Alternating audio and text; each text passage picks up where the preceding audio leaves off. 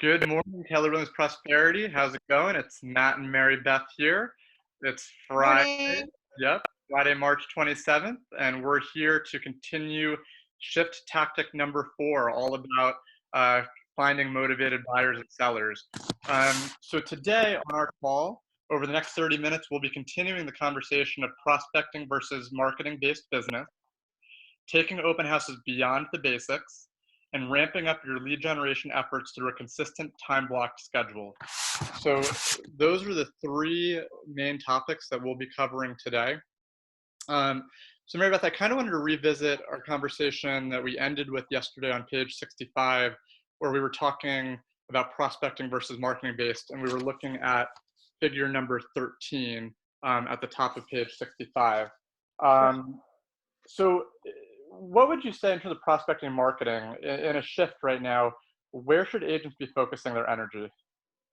So, Matt, you and I have been on a lot of calls. We've been talking to a lot of different agents throughout the country, different production levels, different leaders. And I think it's a general consensus that right now everybody needs to just be calling into your sphere, your database, your Facebook contacts, connecting with them, and trying to get all of their information into your now command system, or if you're not with KW, your database system. So just kind of gathering all that data that we've been talking about for the last few months, the way the artificial intelligence will work off of our tools if we fill it with data. So like now's a really great time to just get that data in there. And I think it's going to be through picking up the phone. Yeah, I would say I had a bunch of conversations this morning. I was reaching out to some of our agents just to check in and see what the pulse was like right now, and a lot of them, to echo what you said, right now they're reaching out to their database. They're not asking for business. They're not, it's not a real estate related call, yet Mhm. it's a just a check-in call, and people are very receptive to that from what I'm hearing. Yes. And with that, they're also organizing their databases. So as they're talking to people, they're getting other information from them. Maybe they didn't have an email address. Maybe they didn't have a phone number or a physical address, rather. So I've been seeing that, to your point, people are leveraging command. So that way, once we start to move out of what we're in right now in this lockdown, to be able to shift more towards, hey, everything's organized.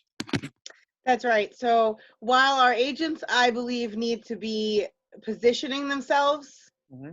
for the end of this, they also have to work in it, right? And let's be real, a lot of people are knocked out of the market right now, in that either they're not interested in selling or buying like they were a few weeks ago, or they can't. In some states, the continuing of business, like in New York City, it's not possible to go out and show. So Cold calls. yeah, so we're being very creative in putting buyers and sellers together, and encouraging our agents to still find the motivated, see who absolutely has a need. Like we talked about yesterday, you cannot motivate someone. You are there to motivate them and point out what their goals are and how they can get that accomplished in this market. In listening to Gary Keller and having Gary Keller as a mentor in my upbringing of my real estate career, Gary always said you can sell in any market. And he gives a great example, and we get to it a little later in the book, about Gary in the box. But he gives a really great example as to when he got into the market, interest rates were about 18%. Hmm. And so what he was told by those who were in the market prior to him getting in the market was, people don't sell houses at 18%. And Yep. he just didn't know anything different. So one is, I think that people that are starting their career now are going to learn in uh, a very interesting time, and yet opportunistic. It's going to sharpen their axe on skills and habits that agents absolutely should have in their business. We coach and consult them to have in their business. And then often when we have a high tide and a great market with lots of deals going on, we don't measure, are we doing all the activities we could be doing to generate the most business with our max potential showing up, right? Yeah, no, and I think something that we had talked about before this call on one of our other calls that you had said, and I don't even know if you realize you said it, but it kind of resonated with me in that you reached out to people from high school, people from college, people that you maybe haven't talked to in like 10 plus years. And because of the climate we're in right now, it's not weird. Like, it doesn't feel weird because I, Didn't matter. it doesn't. Because I get people who reach out to me that say, well, I feel weird calling my sphere because I don't want to ask for business. I feel weird. Like, that's a common objection that I get. Yet right now, just checking in on people, people are at home. People are kind of captive right now, and people are bored and they want to have those conversations. Here's and not for selfish reasons did I actually reach out to these few people, yet start feeling really weird if other people are calling your very best friends from high school and college at a time like this to ask them, are they okay? Do they need anything? Oh, I'm a local real estate agent.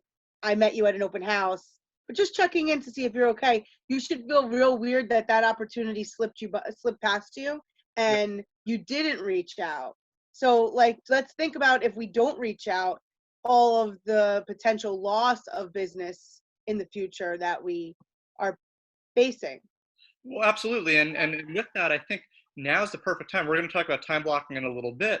Yet, if Yeah. you get into the habits of prospecting in a time when it's actually easiest to reach out to your sphere and the warm calls, now's the time to set up that schedule and to set up that, um, that that environment that's conducive to really making these calls. Because as we're looking back to the material in the book, page 66 and 67, in a shifting market, Gary writes that you need to do both prospecting and marketing. You're not going to do necessarily one over the other. Yet prospecting is going to be more effective because you're getting more immediate responses, whereas marketing is going to be more attracting other people, and less immediate.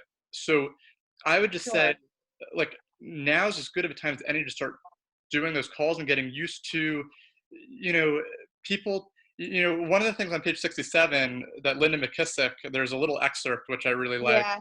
Yeah. Um, she wrote, "My real estate business took off when I realized I had to ask for business and not be attached to the answer.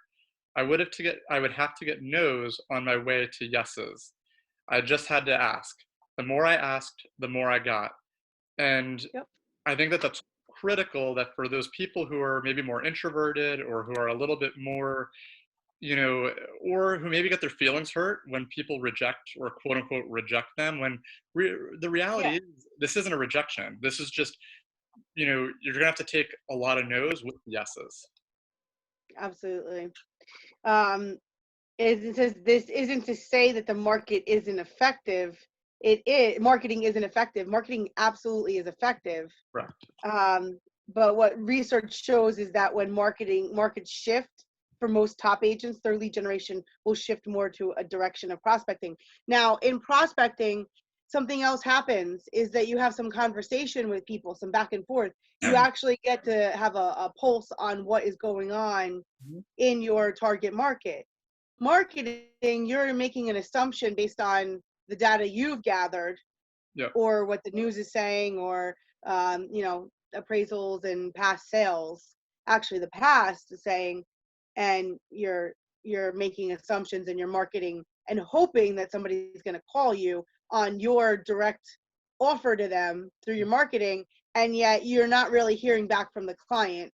Prospecting right now in this time, this climate that we're in, I think is the only effective way. Now, not to say that we don't see social media, Facebook ads, direct mail type offers pulling in leads. I will say that we have spoken to quite a few agents, and right now, they're not a buyer and sellers. Hmm. They are for the pipeline for the future. So we still need to be doing those activities, because think about what it looks like if we don't do those activities 3 months from now. We come out of this, and do you want to be the guy who has 10 listings ready to launch, or actually even under contract ready to go to this closing stage? Or do you want to be the guy that just got off Christmas break and is like, oh, maybe I should start to reach out to my people to see if anybody wants to list for the spring? Well, what's So the we have real choices in this market, yeah, and what's the Gary as Keller? we've always had. For sure. And the Gary Keller quote is, "You want to be the first mover when things do start moving." Yeah. I know I said that probably kind of backwards, but he's saying exactly what you're alluding Yeah. to is you want to be the first person ready to go once um, once things do start moving again. And So to the point of what Gary says about being a true professional is in this time it's very uncertain as to what is the right answer to a lot of stuff, but a true professional, and guys hear me on this because we don't know the answers. Nobody is sure of a lot of answers. Is we know what we know, and what we don't know, we have resources that we will reach out to find the best solution, best answer. If we can't find the answer, we're going to bring everything we find to you so we can have a discussion and we can make a choice together. And that's what a true professional is. It's not somebody that knows everything, because has anybody had to lead their real estate clients through a pandemic before? That was a real question. No, no, no, it was yeah. right. So it's all new to us. We're all going through this together. Well, and it's okay, and and people want to work with someone who will get them to the right answer no matter where it comes from. So regardless of whether that comes from you or whether you can find somebody who knows the answer, people just want the correct Yeah, information. So it looks worse when you're giving information that you're not sure of, as opposed to just saying, "Hey, I'm not 100% sure of the answer. Let yeah, me find that out." yeah. This is a really great time for our agents to pull out their bold laws, right? Mhm. I mean, so many apply every day in life, regardless of what time we're going through. Yet the no pressure, no diamonds. What's your favorite, Matt? Oh, spontaneity is a conditioned reflex. Yes, absolutely. And you grow into the conversations around you, and there's just so many great ones. So Uh, timeless lessons here. All right, moving on. Yeah, no, moving forward, I don't want to touch too long on this. So Allison did post on Facebook and on through an email the Shift series in a PDF file. So I Yes. do want you guys to refer to page 71. Obviously, right now we can't do open houses. That will change again in the future. Yet, But wait, I've done some thinking. yeah, Look, we have to change the way we look at things, the things we look at change.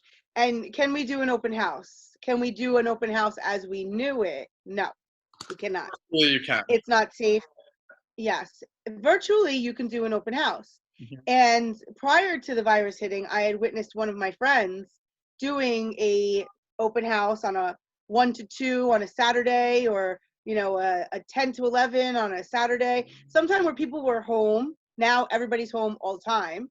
Yep, And it was just, come on and ask me questions about this great house. I can see now you could potentially pull in the seller to be part of the process. Imagine you were my seller and I said, hey, Matt, would you jump on a Zoom call for an hour so we could show off the house? absolutely. I mean, so now with that point is open houses could still kind of happen in a different way, a new way. And then if we were to take page 71 Mhm. and apply how deep it's asking you to go beyond the basics of Yep. just calling everybody to say, hey, I'm going to be at an open house. Now we start to think about what are the things that we can do that would replicate putting a sign in the yard, Yep. well, putting a post on Facebook, sending out a text message to your sphere of influence, sign in the yard with balloons and riders. Hey, maybe we do a blast email and there's a campaign and it's going 5, 4, 3, 2, 2, 1 days to the open house. Mhm. I know it's being a little outside the box, but we do a Facebook event. You have an Eventbrite that you can invite people to. I Well, don't, I, you still invite neighbors. You can still call neighbors and be able to invite them to the Zoom link. yeah, one of my girlfriends yesterday, Sheena, a lot of you know her down in the DC area. She had a really good friend of hers that plays in the orchestra come and sit in the median in her neighborhood, and they had a concert where everybody was Venmoing her money to an amazing charity for food. I love I that. I mean, everybody was social distancing, and yet we were getting creative on how to continue to give back. Life did not stop; it just got different. It's new, different. Well, I love how creative everyone's getting in this time. I mean, we talked to Nick this week, we talked to John this week, um, and I think the takeaway is some of the things that are changing in our industry will be changing permanently because in some ways we found easier ways to do things. Yeah, we said invention comes out of necessity, right? Yeah. So, so moving forward, so now that we've talked about prospecting versus marketing, um, and that the next step is really, as we shift to page 72 to 73, is about ramping it up. So now we talked about finding out what lead generation sources are the ones you're getting the most business from. We ranked them 1 to 10. You're picking your top 5, and you're going to focus on those 5. So now that we've done that, the next step is ramping it up, which is essentially creating a schedule for yourself to make sure that lead generation gets done. Because Yeah. as Gary writes on page 73, he says, dealing with business never takes precedence over finding business. So Right. that is extremely important to understand because a lot of people will sometimes have 3 or 4 deals going on. They'll say, okay, well, I'm busy, I'm busy, I'm busy. Then those 4 deals close. Then they go in that slump. So that kind of curve where it's like, okay, I'm busy, I'm at a high, then low, then high. So ultimately, where we're going with this is you have to keep lead generation as a priority for you every single day. And that's Yeah. one thing that I asterisked in here because Gary is he emphasized that multiple times in here. To never replace the activity of finding new business with existing business, right? And so there are some agents that I know will tell me, I never lose a deal. Anytime I have a deal put together, it's good. It's going to the closing table. And I love those agents. And there are quite a few that, yep, every time it goes to the closing table. This time is not like that time. And they're going to have challenges and those deals may fall apart or postpone. Those agents are going to start to say to themselves, now I get it. If I kept filling the pipeline, it might get clogged once in a while. Right now we're in we might be in a clogged part of the drain. Yet some will still get through. But when that opens up, we should have a fire hose of business to close if we're still sticking with a consistent lead generation schedule. And then we also want to be very sensitive to life is not like what it was a couple weeks ago for a lot of our, especially moms and dads. Mhm. And so I just want to, let everybody understand that family first, God, family, and then business. And so you got to make sure that you got your schedule at home and everybody's being taken care of then there. Because I promise you, your kids will remember this 10 years from now. They'll remember being homeschooled and all the memories that they're creating. And our business will go on. So we do have to put that family and God oxygen mask on first. Yeah, you have to prioritize God, family, business, and within your business, you have to prioritize lead generation as one of your time blocks in your day. Yep. And I think the one thing that they talk about on page 74, 75 about time blocking is the need to create a schedule and the need to create consistency with that schedule and the need to ultimately create a bunker around yourself to make sure that your environment is conducive to your success. So So what does that look like for us, Matt? Share a little. What does that look like? yeah, so I think one of the things for us as leaders, like, and I think because our schedule is really not that different from an agent. So our schedule consists of basically 8:30 in the morning to 9 o'clock. We do a staff meeting or a meeting to kind of set the day. Stand up 9 to huddle. we're making phone calls to agents. We're doing check-ins. We're doing basically our lead generation from 9 to 11. And then 11 to 12 every day, we're doing our lead follow-up. So we're maintaining our conversation. So if we said, hey, I'll email you this calendar, or oh, I'll email you this link, we're maintaining from the conversations we had.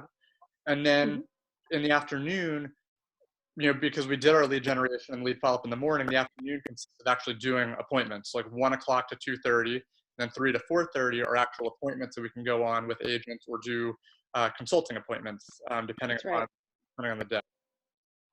And so a few things that we do well are we have our Google Calendar. Mhm. We are in sync. We've shared our Google Calendar. Yep. And just to show you how we shifted a bit is we are still reaching out to our existing business, which is our agents that we have in our market center, Yep. as well as reaching out to agents that are not with our company. Yeah. and may potentially want to know more about our company, or may just need our help to get coached through a difficult challenge or time, because that's what we do.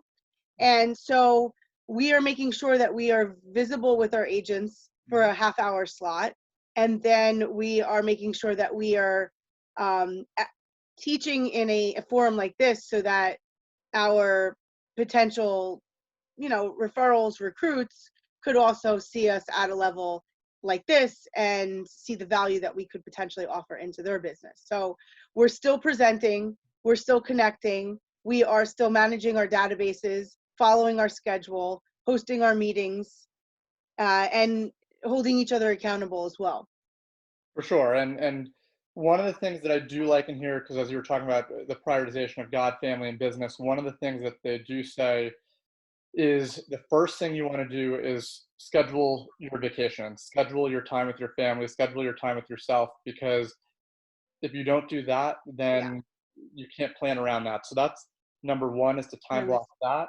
the Um, second thing, the second thing is to devote at least 1 hour every week to really plan for the week ahead. So mhm, whether that's Sunday night at like 8 at night, whether that's first thing Monday morning, whatever time works best for you.